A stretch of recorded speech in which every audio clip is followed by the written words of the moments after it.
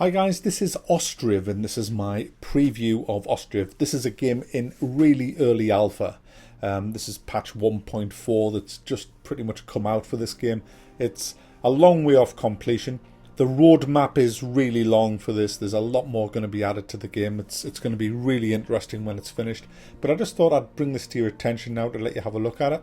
You basically play the governor of an 18th century settlement, essentially. They start off in tents and you have to build each family. You get 9 to start with a little house, and as you can see, all the details in there tells you the name, how much wealth they've got and who's in the family, what jobs they're doing and things like that, and what they've got stored, what they need, and that kind of helps you to manage that and keep everybody alive. And this game is really deep as far as infrastructure goes, and to give you an idea of that, I mean, if I show you the farms here, there's a guy there ploughing the field there, and you've got cows grazing in here. Now, the reason I've got cows grazing in here, obviously I want the cows to eat, but you need crop rotation in this game because the soil has nutrients in it. You have 3 different nutrients there. You've got water, Strefont and Stevanta, which are important for the growth of your crops. And there's different types of crops. There's wheat, potatoes, hemp. There's all sorts of stuff that you can actually grow. But if you grow the same crop every year in the field, then the nutrients for that crop requires are going to get sucked out of the soil, and you're going to have a shit crop, a shit harvest. So you have to rotate the crops. You can hire a farm manager that'll do that for you. You can assign fields to a farm, for example, and that manager will look after them fields. You also have to hire the workers and things like that. As you can see here, I've got the labourers and I've got workers going on, and you can see the kind of stuff that I'm growing in the different fields. And it's getting quite busy out there. And you can see we're in April of the year 1727, and I need to have a shit ton of farming done coming into the summer because I need to stock up for the winter. I also have market stalls here where people are selling, for example, they're selling potatoes on there. That one's fish and flour. What a combination. And so it's really, really deep. You've got your support buildings as well. You've got like your windmill there that you get the wheat and it's turned into flour, and so on and so forth. Now the game, although it isn't finished, it is deep in the sense of where it's at now. For example, the fishery here, there's 2 buildings here. You've got a fishing dock there, but you've also got where's it? You've also got this place here, which is the boatyard. You have to build the fishing boats here, and then they'll take them out.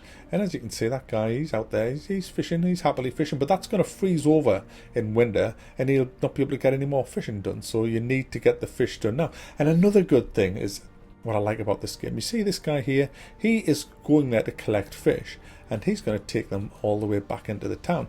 And he has made that path. That path wasn't there just because of his constant walking, and you get carts as well, and you build cart stops around the town, and they will form all these roads. Mine's a bit higgledy-piggledy, but you can see where they've been, farming. I mean, if you look at this building here, this is the cow shed, and that leads again into the town, and this is where I store everything in here, and you've got like a slaughterhouse and things like that.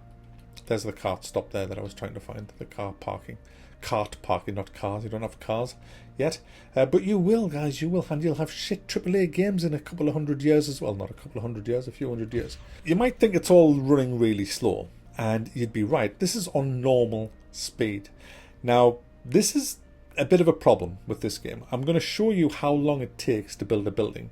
I timed this on normal game speed just to build this, which is the forestry hut. It took 10 whole real-time minutes to do that, and that's because of the immersion factor of this game. They build every panel, every post, and every floor and every ceiling. You don't just have some little freak sitting in the corner hammering a hammer and then the building just appearing.